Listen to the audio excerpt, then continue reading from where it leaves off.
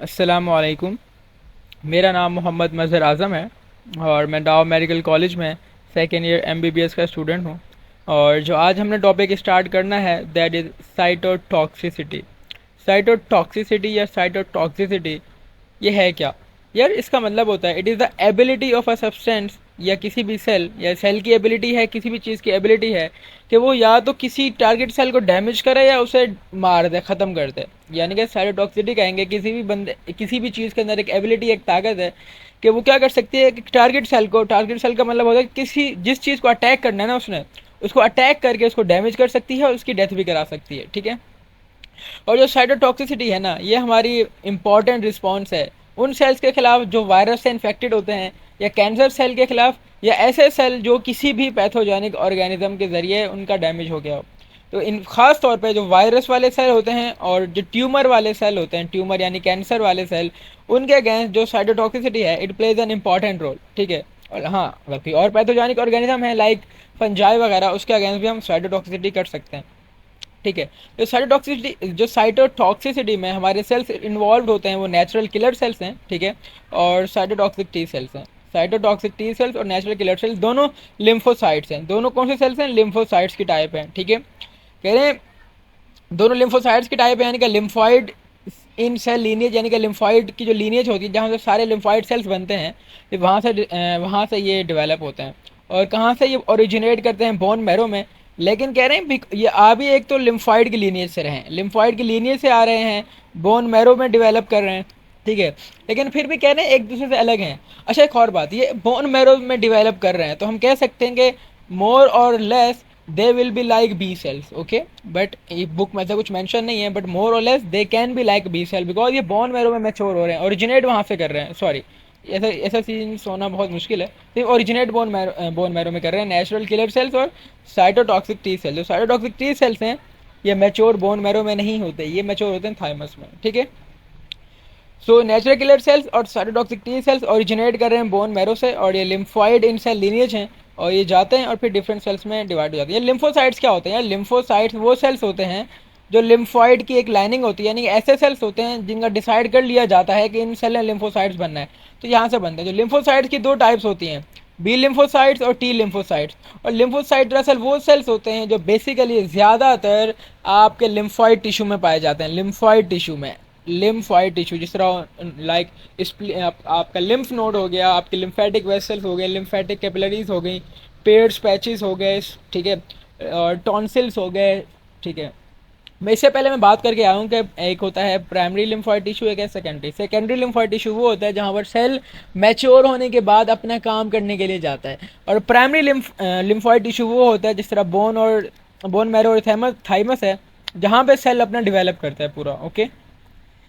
तो चलो natural killer cells की बात कर रहे हैं। कह रहे हैं नेचुरल किलर सेल्स लिम्फोसाइट्स के एक टाइप हैं और जो क्या करते हैं, डिटेक्ट करते हैं और एलिमिनेट करते हैं वायरली इन्फेक्टेड सेल को और कैंसर सेल को। तो वायरस वाले सेल और infected cell, sorry virally infected cell और कैंसर सेल, यानी ऐसे सेल जो कैंसरस हों या ऐसे सेल जिनके ऊपर वायरस ने अटैक कर दिया हो। ये क्या, एक बात याद रखनी है कि नेचुरल किलर सेल्स वायरस को नहीं मार रहे डायरेक्टली, वो उन सेल्स को मार रहे हैं, उस सेल को डिस्ट्रॉय कर रहे हैं which have been infected by the cancer cell और बाय द वायरस। ठीक है। और कह रहे हैं साइटोटॉक्सिक टी सेल्स के अलावा जिस तरह, अच्छा देखो, साइटोटॉक्सिक टी सेल्स जो होते हैं ना, हमें उन्हें एक्टिवेट करना पड़ता है, लेकिन नेचुरल किलर सेल्स को एक्टिवेट करने की ज़रूरत ही नहीं होती। ये डायरेक्टली जाते हैं और देखते हैं कि ऐसा सेल जिसके ऊपर एंटीजन मौजूद हो, जो एंटीजन प्रेजेंटिंग सेल हो, ये उसको जाके डिस्ट्रॉय कर लेते हैं। यार अभी एक बात जो समझनी है हमें वो ये है कि नेचुरल किलर सेल काम कैसे करते हैं। यार नेचुरल किलर सेल ये उसकी डायग्राम दी गई है। ठीक है। मैं इसको जूम इन करता हूँ पहले। ये आपका पूरा नेचुरल किलर सेल है, उसके ऊपर नेचुरल किलर सेल के ऊपर रिसेप्टर्स लगे हुए हैं। ठीक है। और ये है आपका एक नॉर्मल सेल। ठीक है। ये बिल्कुल नॉर्मल सेल है, इसके साथ कोई मसला नहीं है। जो नॉर्मल सेल होता है ना, हमारे बॉडी के तमाम नॉर्मल सेल्स पे MHC क्लास 1 लगा होता है, major histocompatibility complex 1। Major histocompatibility complex 1 हमारी बॉडी के हर सेल पे मौजूद होता है सिवाय एंटीजन प्रेजेंटिंग सेल्स के। एंटीजन प्रेजेंटिंग सेल्स पे MHC2 होता है। ये अभी से याद रख लो तो अच्छी बात है, आगे दोबारा मैं इसको पढ़ाऊँगा। तो जो हमारी बॉडी के जितने भी सेल्स हैं वहाँ पे MHC1 मौजूद है। ठीक है। फॉर एग्जाम्पल मेरा नॉर्मल सेल है और इसको किसी बैक्टीरिया ने, वायरस ने अटैक नहीं किया। अब जो नेचुरल किलर सेल है मेरा, ये नेचुरल किलर सेल है, ये इस सेल के साथ इंटरेक्ट करेगा। जब इसके साथ इंटरेक्ट करेगा ना, उसके MHC1 अगर बिल्कुल ठीक हुआ, नॉर्मल हालत में मौजूद हुआ ना, तो नेचुरल किलर सेल का एक रिसेप्टर होता है जिसको हम इनहिबिटरी रिसेप्टर कहते हैं। वो इनहिबिटरी रिसेप्टर उस MHC1 के साथ जाके नॉर्मली बाइंड कर जाएगा। लेकिन कब? जब MHC1 ठीक हो। MHC1 ठीक कब होता है? उस वक्त होता है जब ये नॉर्मल हाल में मौजूद हो, इसको ऊपर किसी चीज़ ने अटैक ना किया हो। लेकिन यहाँ पर देखते हैं, ये वही हमारा इनहिबिटरी रिसेप्टर है नेचुरल किलर सेल का, और ये नेचुरल किलर सेल का रिसेप्टर है और एक नॉर्मल लाइगेंड है। ठीक है, नेचुरल किलर सेल का लाइगेंड है। देखो जो नेचुरल किलर सेल है, दो रिसेप्टर के जरिए बाइंड होता है। एक एक्टिवेटिंग लाइगेंड होता है, ठीक है, जो नॉर्मल लाइगेंड होता है वो जाके बाइंड कर जाता है हमारे दूसरे सेल के लाइगेंड के साथ। ये नेचुरल किलर का एक रिसेप्टर होता है जिसको एक्टिवेटिंग रिसेप्टर कहते हैं। ये जाके बाइंड कर जाता है नॉर्मल सेल के नेचुरल किलर के लाइगेंड के साथ। तो दूसरा मेन चीज़ है जो हमें बताएगी कि नेचुरल किलर सेल उसको मारेगा या नहीं मारेगा, वो होता है MHC1। MHC1 का एक अलग रिसेप्टर होता है जो इनहिबिटरी रिसेप्टर होता है। MHC1 नॉर्मल सेल पे लगा होता है, लेकिन नेचुरल किलर सेल पे MHC1 का एक रिसेप्टर होता है जिसको इनहिबिटरी रिसेप्टर कहते हैं। अगर जो हमारा सेल है वो नॉर्मल ना हो, वो इन्फेक्टेड हो, यानी उसे किसी चीज़ ने इन्फेक्ट कर दिया है या डैमेज है वो, या यानी किसी चीज़ ने वहाँ पे जख्मी कर दिया, उसको कोई वाउंड है वहाँ पर या वूंड है वहाँ पर, तो फिर क्या होगा? दो एक्टिवेटिंग रिसेप्टर और नेचुरल किलर लाइगेंड आपस में दोनों इंटरेक्ट कर जाएंगे, बट ये जो इनहिबिटरी रिसेप्टर है ना, ये अटैच ही नहीं हो पाएगा MHC1 के साथ, बिकॉज MHC1 या तो यहाँ पर होगा ही नहीं, बिकॉज जिस सेल ने इसको इन्फेक्ट किया है उसने इसको ख़त्म कर दिया है, या फिर MHC1 मौजूद होगा तो ऐसा होगा कि वो इसके साथ बाइंड नहीं कर पाएगा, अपनी असली हालत में महफूज नहीं होगा। तो फिर इनहिबिटरी रिसेप्टर इसके साथ नहीं मिलेगा। जब इनहिबिटरी रिसेप्टर इसके साथ नहीं मिलेगा, इनहिबिटरी रिसेप्टर का काम होता है नेचुरल किलर सेल के काम को इनहिबिट करना। अब इनहिबिटरी रिसेप्टर जो है वो मिला ही नहीं है अगले वाले रिसेप्टर के साथ, अगले वाले लाइगेंड के साथ, MHC1 के साथ, नॉर्मल MHC1 के साथ।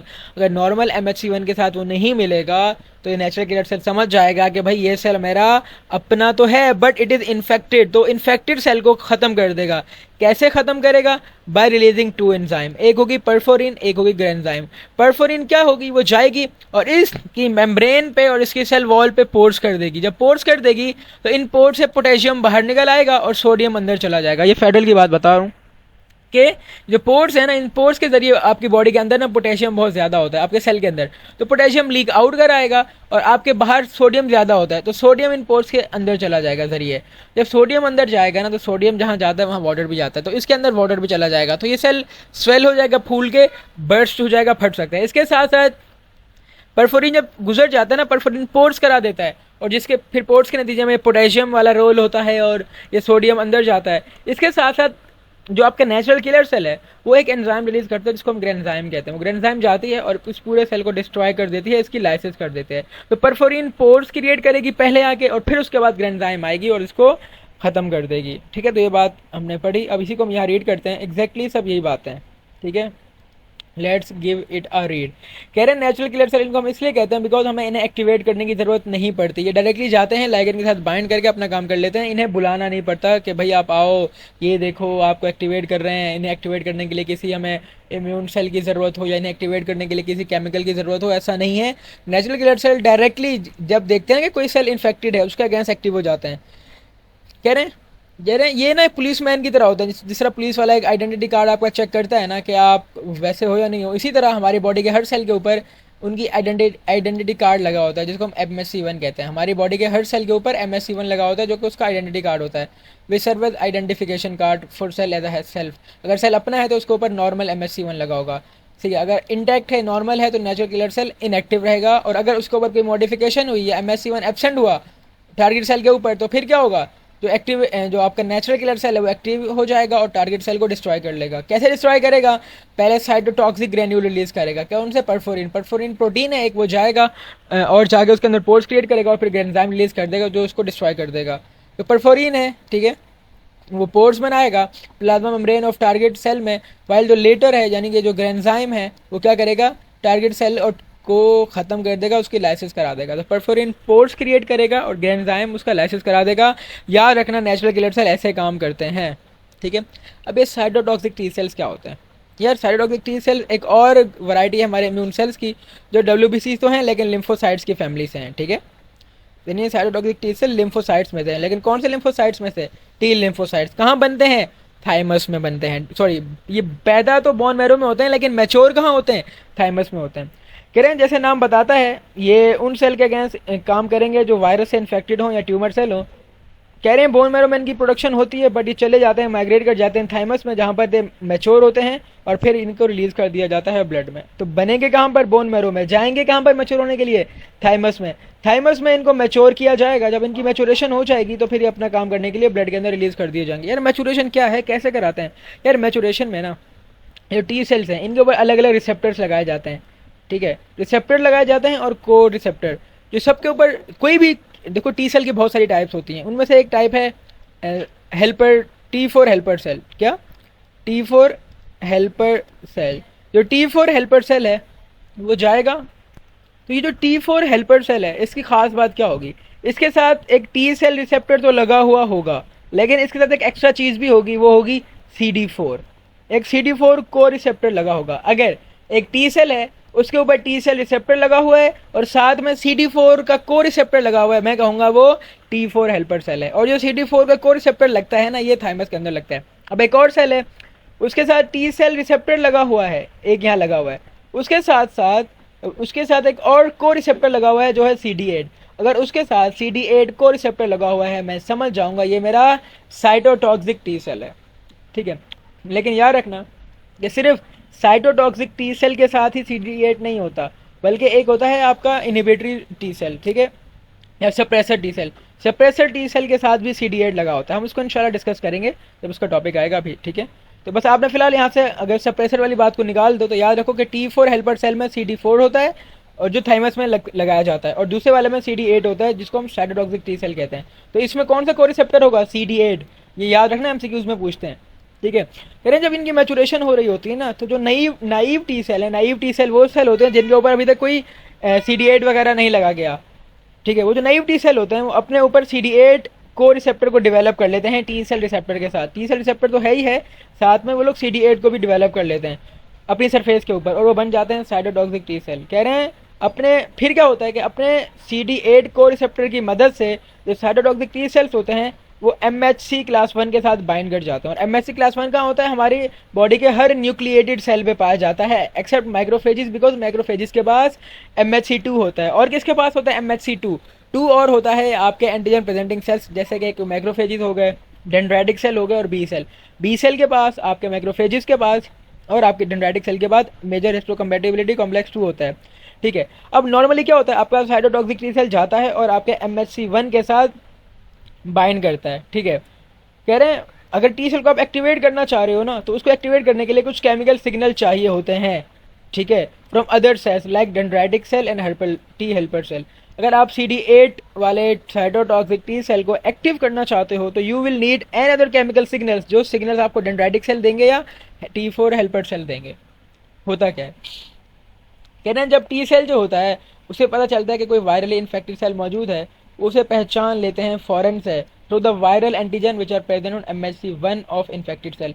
यार जो भी सेल इन्फेक्ट हो जाता है ना, यदि ये सेल मेरा इन्फेक्ट हो गया है तो इसकी सरफेस के ऊपर ना जो इस चीज़ ने इसको इन्फेक्ट किया है ना उसके टुकड़े आ जाएंगे ऊपर। क्या? अगर मेरा कोई एक सेल है और इसको किसी वायरस ने इन्फेक्ट कर दिया है तो इस वायरस का कोई टुकड़ा ना मेरे इस सेल के ऊपर शो हो रहा होगा, ठीक है। तो यानी कि उस वायरस की जो भी चीज़ होती है, उस वायरस का एक एंटीजन आपके इस सेल के MHC1 के ऊपर आ जाता है। MHC1 के ऊपर उस सेल का वायरस का एंटीजन आ जाता है, चाहे बैक्टीरिया हो तो बैक्टीरिया का भी एंटीजन आ जाएगा। सो जो टी सेल होते हैं वो जब देखते हैं कि कोई वायरली इन्फेक्टेड सेल मौजूद है तो कैसे देखते हैं कि वो देखते हैं कि MHC जो उसका 1 है ना, उस MHC1 के ऊपर कुछ एंटीजन मौजूद हैं जो वायरली इन्फेक्टेड सेल की पहचान होते हैं। फिर जब साइटोटॉक्सिक टी सेल ये देख लेगा ना, उसके नतीजे में वो कुछ प्रोटीन्स निकालेगा, उस प्रोटीन्स को हम साइटोकाइंस कहते हैं। या मैक्रोफेजेस भी साइटोकाइन रिलीज कर रहे थे, वो उसका इंटरल्यूकिन 1 था। जो आपके साइटोटॉक्सिक टी सेल हैं वो रिलीज करेंगे कुछ प्रोटीन साइटोकाइन, जैसा कि tumour necrosis factor alpha, TNF alpha. MCQ का पॉइंट है कि कौन रिलीज कर रहा है इनको, साइटोटॉक्सिक टी सेल रिलीज कर रहा है, CD8 वाला सेल, ठीक है, CD8 वाला सेल रिलीज कर रहा है cytotoxic T cell, tumour necrosis factor alpha को रिलीज कर रहा है और इंटरफेरोन गैमा को। दोनों आर प्रोटीन्स, दोनों आर साइटोकाइन। जो जाते हैं दूसरे इम्यून सेल के ऊपर काम करते हैं, जैसे मैक्रोफेजिस के ऊपर, और डेंड्राइटिक सेल और इम्यून रिस्पॉन्स को बढ़ा देते हैं। तो इंटरफेरोन गामा का और ट्यूमर नेक्रोसिस फैक्टर अल्फा का क्या काम है? इनका काम है कि इम्यून रिस्पॉन्स को बढ़ाना। किस तरह? वो मैक्रोफेजिस को या डेंड्राइटिक सेल को जाके एक्टिवेट कर देंगे। ठीक है, कह रहे हैं नेचुरल किलर सेल की तरह ये भी परफोरिन प्रोटीन रिलीज करेंगे जो पोर्स कराएगा, और ग्रेन्जाइम रिलीज करेंगे जो सेल की डेथ करा देगा, उसकी लाइसिस करा देगा। कह रहे हैं लेकिन नेचुरल किलर सेल क्या होते हैं? वो जाते हैं और एक दफ़ा अटैक करके नेचुरल किलर सेल खुद भी मर जाते हैं। लेकिन जो टी सेल्स होते हैं वो जाते हैं और दूसरे सेल को जाके जो दूसरा इन्फेक्टेड सेल होता है उसको भी मार देते हैं। तो टी सेल जो आपके नेचुरल किलर सेल होते हैं वो एक दफ़ा अटैक करते हैं और एक ही दफ़ा के अटैक में ख़त्म हो जाते हैं। लेकिन जो आपके साइटोटॉक्सिक टी सेल्स होते हैं वो जाते हैं और दूसरे इन्फेक्टेड सेल को भी लाइसिस करा देते हैं। इसी तरह हम कह सकते हैं जो आपके साइटोटॉक्सिक टी सेल्स हैं वो सीरियल किलर हैं। Natural killer cell are not the serial killer but cytotoxic T cells are the natural killer. इसका रीज़न मैं आपको बता चुका हूँ। ठीक है, कि वो एक दफ़ा में मरते नहीं है। नेचुरल सीरियल किलर क्या होता है? जो बहुत सारे लोगों को मारता है और आखिर में हाँ उसको पकड़ के मार दिया जाए तो मार दिया जाए। मैं अगर इसको मैं यहाँ बताऊँ कि भाई ये आपका फेडरल में क्या लिखा हुआ है तो सब कुछ वही लिखा हुआ है, इसको पढ़ने की ज़रूरत नहीं है। मैं सारी रीड कर ली थी और यही कह रहे हैं कि उसमें इन्फ्लेमेटरी रिस्पॉन्स आती है। और तीसरी रिस्पॉन्स क्या होती है कि आप कोई अगर मेजर इन्फेक्शन हो गया है, ठीक है, तो उसके नतीजे में आप फीवर वगैरह करा दो। जो फीवर की से क्या होगा इंशाल्लाह हम उसको उसके टॉपिक में डिस्कस करेंगे। किलिंग सेल्स में हमने पढ़ा मैक्रोफेजिस के बारे में। कह रहे हैं मैक्रोफेजिस पहले मोनोसाइट की फॉर्म में होते हैं, बोन मैरो में बनते हैं, फिर मोनोसाइट की हाफ लाइफ छोटी होती है 10 से 20 घंटे, और जब फिर मैक्रोफेजिस निकल के जाते हैं ब्लड से मोनोसाइट और अंदर चले जाते हैं टिश्यू में, तो वो मैक्रोफेजिस बन जाते हैं। यानी टिश्यू से निकलेंगे मोनोसाइट तो मैक्रोफेज बन जाएंगे, और ये बहुत बड़े सेल्स होते हैं, हमारे सबसे बड़े सेल्स होते हैं। और मैक्रोफेज की खास बात क्या होती है कि बड़े बड़े पार्टिकल्स को खा सकते हैं। यानी कि अगर जो आपका न्यूट्रोफिल है ना वो भी फेगोसाइटोसिस करता है बट वो छोटे सेल्स का करता है, बट मैक्रोफेजिस बड़े सेल्स को करते हैं इनगल्फ। ठीक है, जैसे रेड ब्लड सेल्स हो गया, इवन के मलेरिया के जो पैरासाइट होते हैं उसको भी खा सकता है। ठीक है, और जब मैक्रोफेज उस चीज़ को खाने के बाद उसके जिस चीज़ को उसने खाया है ना उसके एंटीजन को अपनी बॉडी पे प्रेजेंट करता है, जिसको इसीलिए हम कहते हैं कि क्योंकि ये चीज़ को डिस्ट्रॉय करने के बाद उसके एंटीजन को प्रेजेंट कर रहा है, हम कहेंगे ये एंटीजन प्रेजेंटिंग सेल है। जब एंटीजन प्रेजेंटिंग सेल के तौर पे काम करेगा तो साथ साथ ये कुछ आपका प्रोटीन्स भी रिलीज कर लेगा। वो प्रोटीन्स क्या है? इंटरल्यूकिन 1 है एक, वो क्या करेगी? वो आपकी बॉडी में टेम्परेचर राइज कर देगी। इसके साथ साथ ये हिस्टामाइन भी रिलीज करता है, और हिस्टामाइन क्या करता है? इन्फ्लेमेशन करा देता है। ठीक है, और हिस्टामाइन करवाता क्या है? आपकी जो बॉडी की जो वेसल्स होती है ना, ब्लड वेसल्स, उनको डायलेट करता है। जब कुछ चीज़ खींचोगे ना वो पतली हो जाएगी, जब पतली हो जाएगी तो वहाँ से चीज़ें लीक होना शुरू हो, यानी कि फॉर एग्जांपल एक बबल आपकी ऐसी होती है, आप उसको खींचती हो तो लंबी हो जाती है इतनी बड़ी, लेकिन वो पतली भी हो जाती है। ठीक है, तो उसको तोड़ना आसान होता है। इसी तरह जब आपकी ब्लड वेसल्स स्ट्रेच हो जाती है ना, डायलेट हो जाती हैं हिस्टामाइन की वजह से, तो लीकी हो जाती हैं, तो वहाँ से फिर बहुत सारी चीज़ें लीक होकर आपके टिश्यू वाली स्पेस में आ सकती हैं, और उसी टिश्यू वाली स्पेस में जहाँ पर इन्फेक्शन चल रहा होगा वहाँ पर वो और सेल्स भी चले जाएंगे, डिफरेंट वाइट ब्लड सेल्स, और उसको ख़त्म करेंगे। ये इंशाल्लाह हम इन्फ्लेमेशन में डिटेल में डिस्कस करेंगे। अभी आपको अगर समझ नहीं भी आया तो कोई बात नहीं, हम इसको इंशाल्लाह इन्फ्लेमेशन के टॉपिक में डिस्कस करेंगे। इसके साथ साथ जो मैक्रोफेजिस होते हैं ना वो इंटरल्यूकिन 1 रिलीज करते हैं और कुछ प्रोटीन्स सिक्रीट करते हैं। उन प्रोटीन्स की सिक्रीशन के नतीजे में मैक्रोफेजिस अपने आप को दोबारा बनवाते हैं, यानी कि मोनोसाइट्स को दोबारा चेंज करा देते हैं कि वो मैच्योर होकर मैक्रोफेजिस बने। तो जो मैक्रोफेज से प्रोटीन निकलते हैं उनके नतीजे में मैक्रोफेज जो होते हैं और ज़्यादा बनते जाते हैं बाय चेंजिंग इमेच्योर मोनोसाइट्स। ठीक है, और ये इन्फ्लेमेशन इंटरल्यूकिन 1 रिलीज करता है जो बॉडी टेम्परेचर को इंक्रीज कर लेता है और फीवर करा देता है। कौन? मैक्रोफेज इंटरल्यूकिन 1 को रिलीज करता है जो आपकी बॉडी टेम्परेचर को इंक्रीज कर देता है। ठीक है, इंशाल्लाह हम इसको भी डिस्कस करेंगे। न्यूट्रोफिल की बात कर ली थी कि नॉर्मली 4 से 8 घंटे होता है ब्लड में, टिश्यू में चले जाएंगे तो 4 से 8 घंटे, और ये क्या करते हैं? लाइसोजाइम रिलीज करते हैं, पहले उस सेल को इनगल्फ कर लेंगे चीज़ को, और फिर अपनी साइटोप्लाज्म के अंदर उसके ऊपर लाइसोजाइम एंजाइम रिलीज करेंगे जो उसको ख़त्म कर देगी और डैमेज करेगी, और इन्फ्लेमेशन भी। तो न्यूट्रोफिल से इन्फ्लेमेशन भी होगी। और याद रखना न्यूट्रोफिल बैक्टीरियल इन्फेक्शन में बहुत ज़्यादा बढ़े हुए होते हैं। नेचुरल किलर सेल वायरस का जब इन्फेक्शन होगा ना, जब वायरस हो रहा होगा आपको, तो वहाँ पर इनकी तादाद बढ़ जाएगी। ठीक है, तो ये नेचुरल किलर सेल का फंक्शन था कि वो डायरेक्ट जो वायरली इन्फेक्टेड सेल्स होते हैं, कैंसर सेल्स होते हैं, उनको ये ख़त्म करते हैं। तो स्टूडेंट्स ये था हमारा आज का टॉपिक। नेक्स्ट टॉपिक में इंशाल्लाह प्रोटेक्टिव प्रोटीन्स को डिस्कस करेंगे, फेडरल और जो आपके सिंध है इंशाल्लाह दोनों से, और उसके बाद हम इन्फ्लेमेटरी रिस्पॉन्स को भी डिस्कस करेंगे उसी वीडियो में। फिर इंशाल्लाह मिलते हैं नेक्स्ट वीडियो में, और तब तक के लिए अल्लाह हाफिज़।